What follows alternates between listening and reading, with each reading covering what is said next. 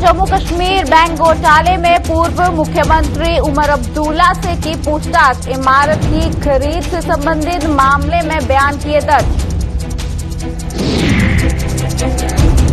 अमरनाथ यात्रा को निशाना बनाने की साजिश नाकाम। बीएसएफ सरहद पर बरामद किए हथियार की बड़ी खेप। बरगवाल सेक्टर में तलाशी अभियान से मिली सफलता।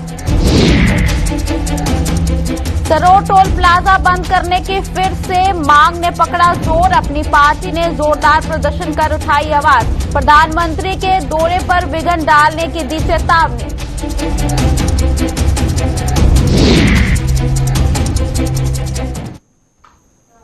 नमस्कार, जम्मू स्टूडियो से जम्मू कश्मीर का ये बुलेटिन देख रहे हैं आप और मैं हूं आपके साथ तंदीप कौर। चलिए शुरुआत करते हैं बुलेटिन की। प्रवर्तन निदेशालय यानी ईडी ने जम्मू कश्मीर बैंक द्वारा एक इमारत की खरीद से संबंधित मामले में जम्मू कश्मीर के पूर्व मुख्यमंत्री उमर अब्दुल्ला से आज दिल्ली में पूछताछ की। बताया गया है कि ये इमारत करीब 12 साल पहले खरीदी गई थी। उमर अब्दुल्ला आज सुबह जांच एजेंसी के मुख्यालय पहुंचे, जहां उनके बयान दर्ज किए गए। ईडी ने इस संबंध में इस साल की शुरुआत में मामला दर्ज किया था।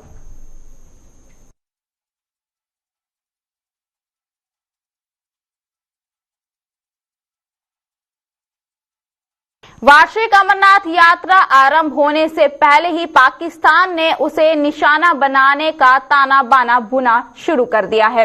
पाकिस्तान की फितरत से भलीभांति परिचित बीएसएफ उसकी हर साजिश को नाकाम बनाने के लिए समर्थता बरते हुए है। वहीं पर बीएसएफ ने पाकिस्तान की ओर से सीमा के इस ओर भेजे गए हथियार और गोली बारूद की बड़ी खेप को बरामद कर दुश्मन की साजिश को नाकाम बना दिया है। जम्मू जिले के अखनूर के बरगवाल में जीरो लाइन पर चलाए गए सर्च ऑपरेशन के दौरान सीमा प्रहरियों ने एक AK-47, 2 पिस्तौल के साथ इनकी मैगजीन व गोलियां बरामद की हैं। बीएसएफ को पुख्ता सूचना मिली थी कि देश विरोधी तत्व सीमा पार से हथियार बेचने की साजिश रच रहे हैं। इसी सूचना के आधार पर बरगवाल सब सेक्टर में फेंसिंग के पार जीरो लाइन पर चलाए जा रहे तलाशी अभियान के दौरान बीएसएफ के जवानों ने झाड़ियों में छिपाया गया हथियारों से भरा बैग बरामद कर पाकिस्तान की एक और काली करतूत का पर्दाफाश कर दिया है।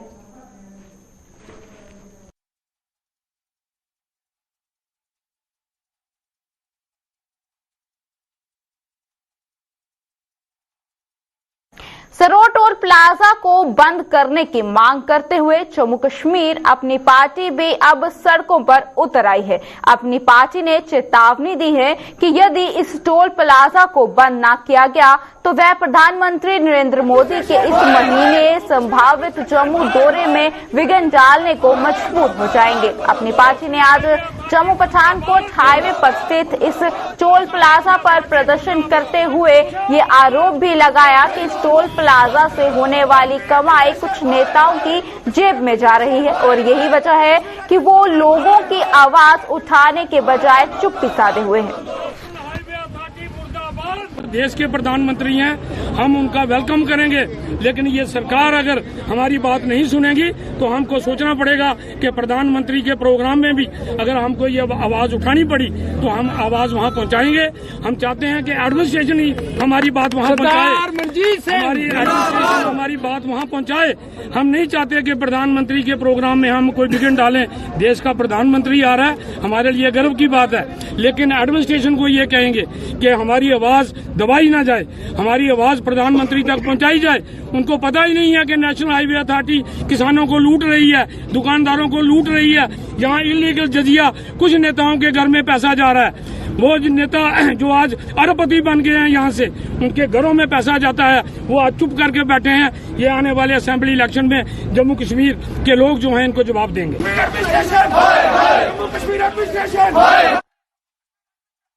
जम्मू के एक प्रमुख व्यवसायिक घराने का दंपति आज भारतीय जनता पार्टी में शामिल हो गया। पार्टी के राष्ट्रीय महामंत्री विनोद तावड़े व अन्य नेताओं की मौजूदगी में इन दोनों ने भारतीय जनता पार्टी का दामन थामा। त्रेहन परिवार का ये दंपति जहां एक बड़ा कारोबार संभाले हुए हैं, वहीं समाज सेवा को भी ये दोनों अपना परम धर्म मानते हैं।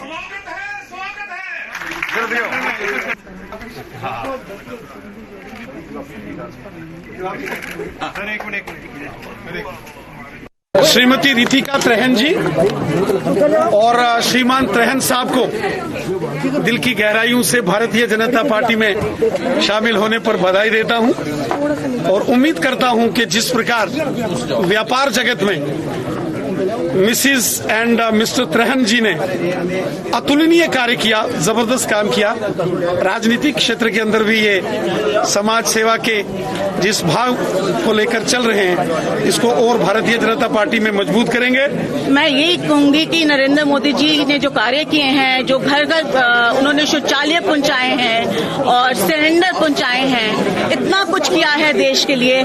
मैं भी उनके साथ मिलके, भारतीय जनता पार्टी के साथ मिलके कार्य संपन्न करना चाहती हूँ और महिलाओं को आगे लाना चाहती हूँ। महिलाएं हमेशा पीछे रही हैं, मैं चाहती हूँ कि महिलाएं हमारी आगे बढ़ें, पीछे ना रहें, कदम मिला के चलें, आदमियों के साथ कदम मिला के चलें। निजी स्कूलों पर लूट खसूट मचाए जाने का आरोप लगाते हुए डोगरा फ्रंट ने जम्मू में आज जोरदार प्रदर्शन किया। डोगरा फ्रंट ने आरोप लगाया कि किताबों से लेकर वर्दियों और यहां तक कि जूतों तक भी 2 गुनी से ज्यादा कीमत वसूली जा रही है। फ्रंट के प्रधान अशोक गुप्ता ने शिक्षा विभाग और जम्मू प्रशासन से इस पूरे मामले की जांच करने के आदेश देने की मांग की है।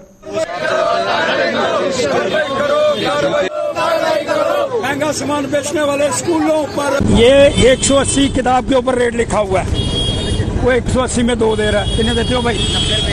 90 रुपए की एक रेट लिख रहा है 180, ये 2 दे रहा है। दोषी कौन है? एडमिनिस्ट्रेशन।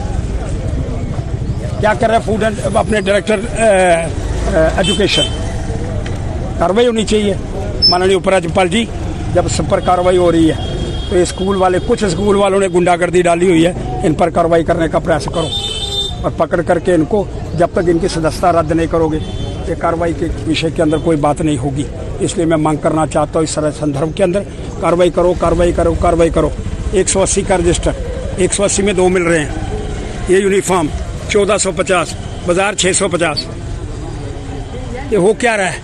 ये जूता ये मैंने खुद खरीद करके लाया है, ये 650 का दे रहे हैं स्कूल वाले, ये 250 का है।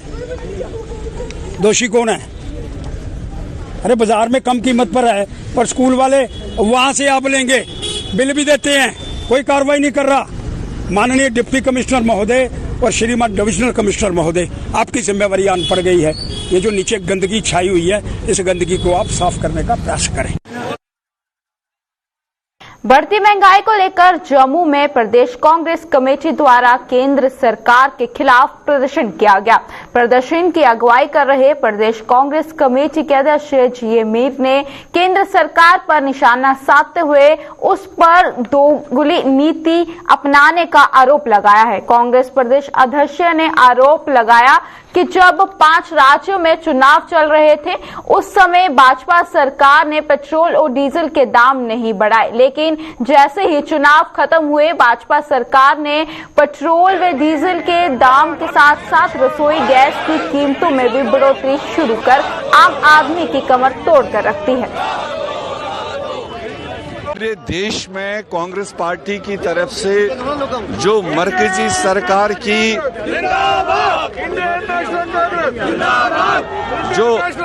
जो मरकजी सरकार की जन विरोधी पॉलिसियां हैं और खुसूसन जो पिछले 15 दिन से डीजल, पेट्रोल और गैस का जिस तरह से उन्होंने टैक्सेस बढ़ा के कीमतें हाई कर दी, जिससे एक बार फिर हिंदुस्तान की जनता को, गरीब जनता को कमर तोड़ महंगाई का सामना करना पड़ रहा है।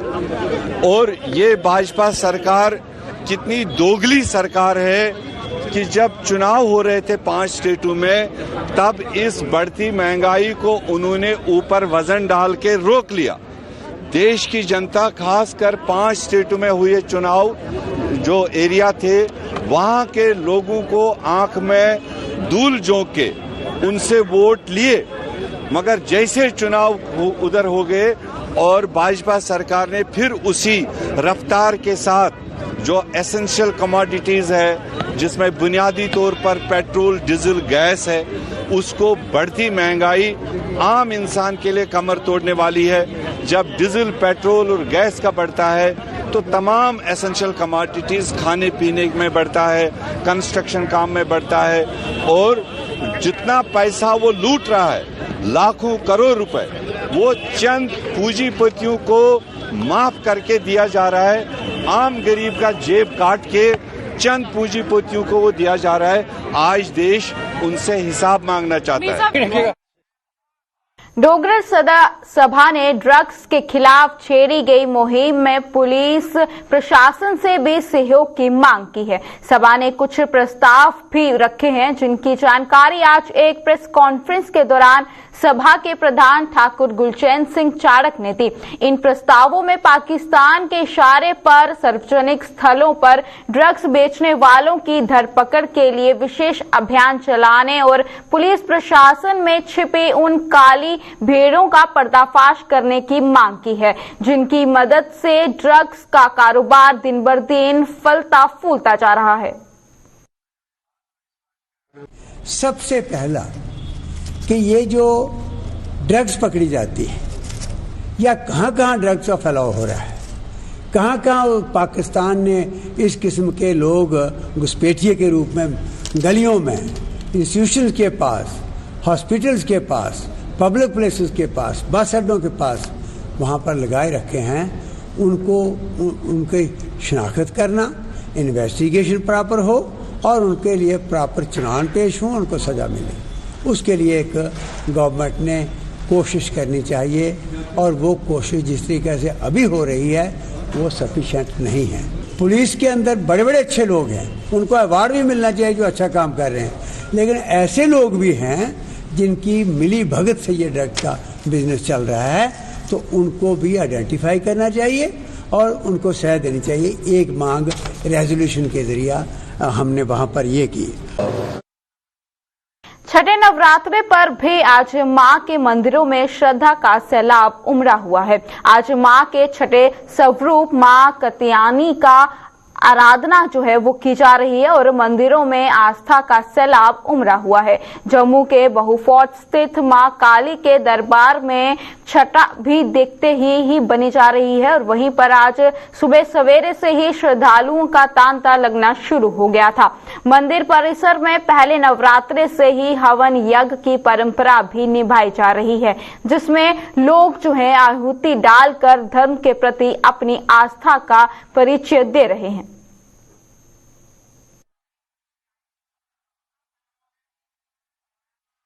अष्टम नवरात्र माँ कात्यायनी के निमित्त आपके लिए कल्याणकारी हो। ज्वाला कराला मत्युग्रम शेष सुसूदनम त्रिशूलम पातुनो भीते भद्रकाली नमोस्तुते एतत्ते वदनम सौम्यम लोचनत्रे भूषितम पातु न सर्वभीतिभ्यः कात्यायनी नमोस्तुते। माँ कात्यायनी की सेवा अर्चना करें। कात्यायनी भगवती आप सब भक्तों का कल्याण करे। कात्यायन ऋषि ने जब माँ भगवती की सेवा अर्चना कर उनको प्रसन्न किया, तब वह उन्होंने वरदान मांगा कि हे माँ भगवती, आप पुत्री के रूप में हमारे घर में भी राजी है। तो जब वे कन्या के रूप में कात्यायन ऋषि के घर जन्मी, तब उनका नाम कात्यायनी रखा गया। तो कात्यायनी भगवती आप सब भक्तों को अभय प्रदान करें। जय माता दी। भावे वाली माता है। मैं सभी भक्तों से अपील है जम्मू वासी से कि सभी आए, माता के दर्शन करें और माता से सब मनोकामना पूरी होती है। जो जहाँ पर आए खाली दी जाए। ठीक है, इसको भी सब ठीक ठाक है, बड़े अच्छे दर्शन हो रहे हैं, सब ठीक ठाक। क्या माता रानी से दुआ मांगी है कि सुख शांति के लिए, हमारे घर में सुख शांति हो, हमारे परिवार में सुख शांति हो, देश में सुख शांति हो।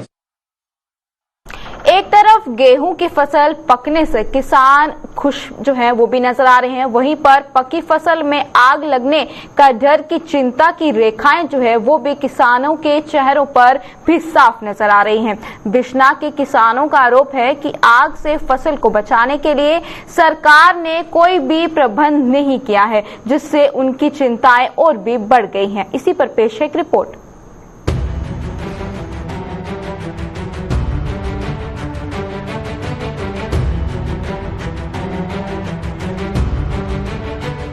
खेतों में गेहूं की लहलहाती फसल किसानों की कड़ी मेहनत की गवाही दे रही है, लेकिन इस फसल को घर तक पहुंचाते पहुंचाते किसानों को कई मुसीबतों से होकर गुजरना पड़ता है। मौसम की बेरुखी के साथ साथ किसानों को खड़ी फसल में आग का भी डर हमेशा सताता रहता है। अगर पिछले वर्षों की बात करें तो बिश्ना, आरिसपुरा और अर्निया में गेहूं की खड़ी फसल में आग लगने की कई घटनाएं घट चुकी हैं। लेकिन इतनी बड़ी तबाही के बाद भी प्रशासन ने कोई सीख नहीं ली और अभी भी पूरे इलाके में आग की इस तरह की घटनाओं पर काबू पाने के लिए फायर सर्विसेज के पास एक ही गाड़ी मौजूद है। हूँ कणक साड़ी पकने वाली है किसान भराएं दी ते हर बारी की होंदा तुस भी दिखदे हो कि बार बार कणक गी अग्ग लगदी ते किसानें दी जेहड़ी पूरे साल दी मेहनत कीती होंदी ओह जीरो होई जंदी और सरकार भी दिखदी रौंदी ना कोई मुआवजा मिलदा। ते अस इस बारी डीसी साहब गी असें बड़ी जल्दी मिलियै सनाना ते अज्ज तुहाड़े माध्यम कन्नै भी अस आखना चाहने डीसी साहब गी कि साढ़े बिश्नाह बिच कम से कम आस पड़ास जेह्ड़ा है 100 ग्राम न और 100 ग्राम बिच जेह्ड़ा है फायर ब्रिगेड की गड्डी इत्थे इक जां एक गड्डी हर बारी कणक सड़दी ते गड्डी टाइम दी नहीं होंदी। क्या होंदी एक होंदी तो चलो बेचारे पुज्जी जंदे न। अस चाहने हैं कि 2 महीने जिन्ने तक ये साढ़ा कणक का पीरियड है तो कम से कम 5-6 गड्डियां फायर ब्रिगेड दी इत्थे होनी चाहिए।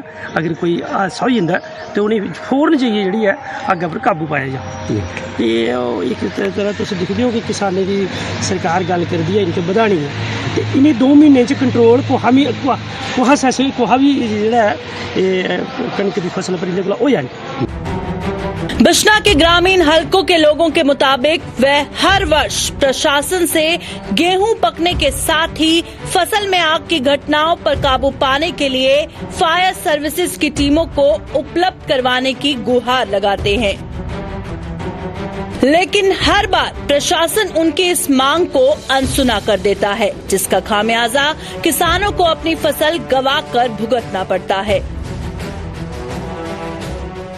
सर देखो अस हर साल जिसलै समय आने कोला पैह्ले एक गौरमेंट गी तलाह देई ओड़ने आं कि हुण कणक पक्की है जिमींदार दी पक्की दी कणक जिसलै सड़ी जंदी है ते जिमींदार दी कमर टुटी जंदी है। ते हर साल अस इस चैनल के थ्रू एक मैसेज दिन्ने आं कि 2 महीने जिमींदार की जरूरत होंदी है कि 2 महीने अगर ये गौरमेंट दमकल विभाग दीयां गड्डियां जिहड़ियां अग्ग स्हालण दियां गड्डियां ने जिहड़ियां शहरें बिच्चा कड्ढियै जां दफ्तरें चा कड्ढियै ग्रां दे लागे लागे खलैरियां जान जित्थे अग्ग जनियां घटना होंदियां ने ते ये जिहड़ी अग्ग लगदी है रुकी सकदी है। अक्सर देखो तुसीं कदे कोई खंबा शार्ट तार सर्कट कन्नै अग्ग लगी जंदी या कोई छोटी मोटी होर घटना पिछे गुजरें दे कुल्ले हुंदे लगे दे जिथे पट्ठा चारा इन्हें पराली कट्ठी कीती उत्थे कोई अग्ग लगी जंदी ओहदे कन्नै फसल सड़ी जंदी। तो हर बारी विभाग गी आखने कि तुस साड़ी इत्थे बिश्नाह ब्लाक दे विच कोई 4 गड्डियां कम से कम स्टैंड बाई जिहड़ियां रूरल एरिया दे विच रखी ओड़ो 2 महीने वास्ते वो है जे माइग्रेंट रखिए ताकि अग्ग जनियां घटना जिहड़ियां ओह बचाइयां जान। लोगों के मुताबिक आग से फसल खाक होने के बाद प्रशासन अपने लाव लश्कर के साथ मौके पर पहुंच जाता है और पीड़ित को कई तरह के आश्वासन भी उस समय दे दिए जाते हैं, लेकिन बाद में किसान को उसके नुकसान की फूटी कोड़ी तक नहीं मिलती। गल जी रहन दो जिसलै घटना हो जाती है उसके बाद प्रशासन आता है नक्शा बनता है बकायदा उसकी पैरवी होंगी है बकायदा वह फिर वो रिकॉर्ड दिखा जाता है डिपार्टमेंट अपनी फॉर्मेलिटी पूरी करिए चली जाता है तो वो जी लेपा पोथी आखने अस जिमींदार की लाई जाता है मगर कुसा जिमींदार ने अज तक ये नहीं आख्या कि मिगी कोई मुआवजा मिले या अगे मुआवजा मिले तो या उन्हें दिता गया। बट यह है कि प्रशासन उसलै बड़े जोरें च आता है दसो जी अपनी जमीन का नंबर दसो लोकेशन दसो सब कुछ अकाउंट नंबर तक भी ले जाते हैं मगर अज तक कदे कोई पैसा नहीं आया दिखा। हर बार दिखते रहोंगे जां ते ना तो अगर कोई सड़ी जाती है बेचारे की ना उसी कोई मुआवजा देंगे तो भाई इन्ना भी अगर तुसें कंट्रोल नहीं करना तो तुस फिर किसानी दी गल्लां किसी करदे। पिछले 10 बारे सालें दियां अस घटना दिखचै कि बड़ियां आगजनी दी घटना होइयां ਤੇ ਲੇਕਿਨ ਕਿਸਾਨ ਨੇ ਕਦੇ ਕੋਈ ਨੁਕਸਾਨ ਦਾ ਮੁਆਵਜ਼ਾ ਨਹੀਂ ਮਿਲਿਆ ਤੇ ਮੈਂ ਸਰਕਾਰ ਅੱਗੇ ਰਿਕੁਐਸਟ ਕਰਨਾ कि किसान की उचित मुआवजा मिलना चाहिए। किसानों ने जहां प्रशासन से गेहूं की फसल की कटाई तक फायर सर्विसेज की सुविधा की मांग की है, वहीं बिजली विभाग से खेतों से गुजर रही बिजली की सप्लाई की तारों को ठीक करने की भी मांग की है। कनक की फसल पक्की आई है ते बड़े सारे केस पिछले बारे भी आगजनी तो होए तो मैं DC साहब अगे और डिपार्टमेंट अगे फायर ब्रिगेड डिपार्टमेंट अगे मांग करना कि इत्थे कम बिशनाह च घट्ट कोला घट्ट 5 गड्डियां फायर ब्रिगेड दियां जेह्ड़ियां एट ए टाइम खड़ोती दियां होनी चाहिदियां कि कल्ले कोई ऐसी कोई घटना हो जाती है तो उसी फौरी तौर पर ओहदा निवारण किया जा कि जिथे जिथे भी खेतरें च लोकें दे खेतरें च तारां गेदियां ने उन्हें भी टाइट किया जा और दिखे जान कि कोई नुकसान होने का कोई उल्ली घटना तो नहीं है। हाँ बड़ी जगह बिजली डिपार्टमेंट सुधार करा भी है लेकिन उसके बावजूद कुछ जगह ऐसियां हैं उत्थों तो मैं रिप्रजेंटेटिव अगर भी रिक्वेस्ट करना कि जिथे कुछ ऐसी कोई लगता है कि भाई इतने पोल टेढ़े वगैरह बनाना वो अपनी प्रोजेक्शन डिपार्टमेंट अगर देन और पोल सीधे करवान क्योंकि उनके कन्नै गै ज्यादा हादसे होंदे ने। देखो मिगी तो इस गल दी नॉलेज नहीं है कि कोई कुत्थे कुत्थे पोल सीधे ने टेढ़े ने ये डिपार्टमेंट ने करना उनकी ड्यूटी है लेकिन उनके अगर कुछ ऐसी जगह कोई जिथे उनकी नज़र नहीं पुजाती है तो उत्थों के रिप्रजेंटेटिव भी आवाज़ पहुँचानी चाहिए। अगर प्रशासन की ओर से समय रहते कदम नहीं उठाया गया तो इस वर्ष भी सैकड़ों कनाल जमीन आग की भेंट चढ़ सकती है और किसानों की साल भर की मेहनत पर पानी फिर सकता है।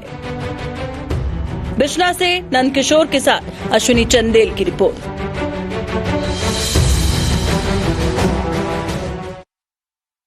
नहरों की मरम्मत न होने से किसानों में भारी रोष है। आरएसपुरा के किसानों का आरोप है कि नहरें जगह जगह से टूटी हुई हैं, लेकिन सिंचाई विभाग इनकी मरम्मत के लिए कोई भी कदम नहीं उठा रहा है।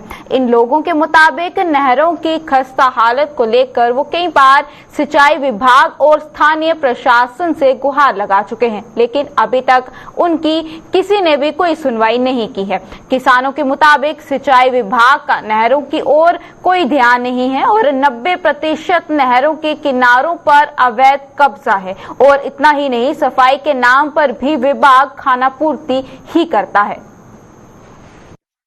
सफाई करांदी हर साल करांदी है जो उसी वजह करना नहर की सफाई टोटल जी है ये कागज पत्र होंगी है। आज सरकार की डिमांड करते हैं, सरकार ने आज तू एक 6 महीने पहले डाक बंगले लिया SDM तहसीलदार और DSP SP सारे दलभैड़ तक ने टूर लाया। हर जगह नहर जी है दलभैड़ को ली है कोटली मियाँ फतेह तक नहर जी हर किनारे टुटे ने और टोटल 300 कमा को ज्यादा कोटली मियाँ फतेह जमीन जी बर्बाद हुआ कर दी है। उसके वास्ते SDM की मिलिया और गवर्नर साहब के भी एडवाइजर साहब के भी फरूक खान की भी के शर्मा की भी असें आख्या उन्हें आर्डर भी किया उसके बावजूद भी नहरें की टोटल जी टुटी दी उस पास सरकार का ध्यान नहीं गया। आज सरकार की डिमांड करते हैं, सरकार अगर नहरें सफाई कराती है और सफाई जी टोटल कागज हुआ कर दी है। नहर टोटल जी बर्बाद हो चुकी है, 90% नहर जी डिप्लॉयमेंट हो चुकी है। टुटी दी नहर जी कुसा पासे भी ने जी नहर की मरम्मत नहीं की। आज सरकार की डिमांड करते हैं, जम्मू कश्मीर का UTA सरकार टोटल फेल है। हम लेफ्टिनेंट गवर्नर साहब से अपील करते हैं और साथ में इरिगेशन डिपार्टमेंट से अपील करते हैं। नहरों की सफाई तो आपने चलो करवाई ठीक है, लेकिन जहां पर नहरें टूटी हुई हैं, डाक बंगला मरालिया से लेकर 2 नहरें निकलती है, D10 और मेन जाती है दवलैड़ को और दूसरी आरएसपुरा को जाती है। दोनों नहरों की जो मुरम्मत है आज तक नहीं हुई। आज से कोई 10-15 साल पहले जो मुरम्मत हुई थी उसके बाद कोई नहीं हुई। हर जगह नहरें टूटी हुई हैं, आए दिन कोई ना कोई हादसा होता रहता है। हाल ही में हमारे डाक बंगला के पास कितने हादसे हो चुके हैं और कितनों की जानें जा चुकी हैं, लेकिन प्रशासन अभी तक सोया हुआ है। प्रशासन का इस तरफ ध्यान तक भी नहीं गया। आपने सफाई करवा दी, सफाई का मतलब क्या हुआ? सफाई करवाओ, हम ये नहीं कहते, लेकिन जो टूटी हुई उनका क्या है? कोई रात को कोई आ रहा है, दिन को कोई आ रहा है, इतना नहरों के किनारे मतलब पूरी तरह से नहर टूटी हुई है। अब पानी आएगा, लोगों के घरों में भी जाएगा, लोगों के अंदर खेतों में भी जाएगा, उसकी मरम्मत की तरफ ध्यान प्रशासन का कोई ध्यान नहीं है। हम और साथ में रोड चल रहा है, आए दिन कोई ना कोई हादसा होता रहता है। हम लेफ्टिनेंट गवर्नर और इरिगेशन डिपार्टमेंट से कहना चाहते हैं कि नहरों की सफाई के साथ साथ ये जो नहर टूटी हुई है इसकी तरफ भी ध्यान देखा जाए। जम्मू कश्मीर के इस बुलेटिन में फिलहाल इतना ही। इसी के साथ मुझे दीजिएगा इजाजत। नमस्कार।